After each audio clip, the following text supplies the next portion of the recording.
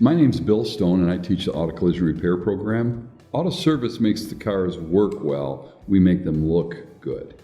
The students learn how to repair collision damage. They do the entry-level skills.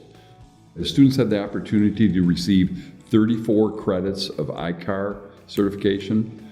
They also can become ASE certified. They get the OSHA General Industry with an automotive focus certification. Employers are looking for all of those. So they can hit the ground running after they graduate with 3 certifications, and the employers will not have to pay for those. So it's very attractive. And in addition to learning the skills, they come with a lot of technical experience and certifications.